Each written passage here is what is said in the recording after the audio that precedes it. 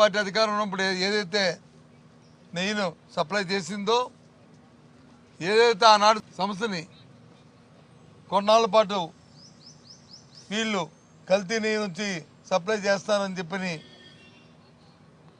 Black లిస్ట్లో పెట్టారో, తదుపరి 6 నెలలకే ఆ సంస్థ నుంచి మళ్ళీ తాలూకా బ్లాక్ లిస్ట్ నుంచి మళ్ళీ మెయిన్ లిస్ట్లో తీసుకొచ్చి ఆ సంస్థ ద్వారా 280 రూపాయలకి 320 రూపాయలకి కూడా నెయ్యికున్న నేపథ్యం.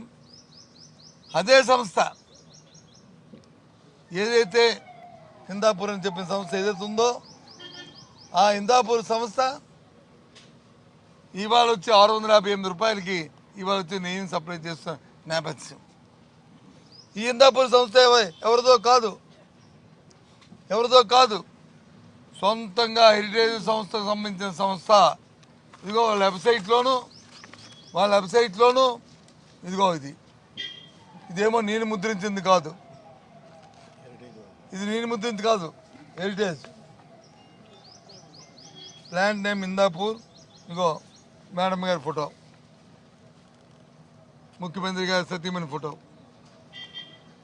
ఇదేమి నేను తయారు చేసింది కాదు, ఇదేమి వాళ్ళ వెబ్సైట్లో వారం రోజుల వరకు వారం కిందటి వరకు ఉన్న ఇది ఈరోజు ఉండదు, మాయైపోద్ది. ఎందుకంటే ఏదైతే ఆ రోజు ముఖ్యమంత్రి స్థాయిలో చంద్రబాబు నాయుడు గారు ఆపాదించారో 300 రూపాయలకు వచ్చి స్వచ్ఛమైన కొవ్వు వస్తుందా, సుమారు 700 రూపాయలు కాకపోతే తగ్గితే కానీ అది దొరకదని చెప్పి ఆ రోజే మాట్లాడి ధనదాహం కోసం, ధనార్జన కోసం, ఆయన సొంత స్వలాభం కోసం, దేవదేవుడితో తాలూకా ఆ దేవస్థానంలో దోపిడీ కోసం ఆ రోజు ఆ మాటలు మాట్లాడి ఈరోజు వచ్చి వాస్తవాలు బయటపడినప్పటికీ మేము వచ్చి చర్చకు అడిగితే చర్చకు వచ్చి సమయం ఇవ్వలే.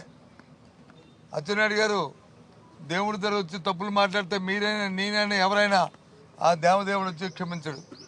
ఆ దేవదేవుడి మీద ఎవరైతే నిందలు అపనిందలు వేశారో ఆ పేరును అడ్డం పెట్టుకుని ఏదైతే దోపిడీ చేయడానికి వచ్చి 320 రూపాయల నెయ్యిని 700 రూపాయలకి హిందాపూర్ సంస్థను పెట్టి హెరిటేజ్ సంస్థ దోపిడీ చేయడం ప్రయత్నం చేస్తుందో ఆ దేవదేవుడు ఊరుకుంటాడంటే అది ఊరుకోరు.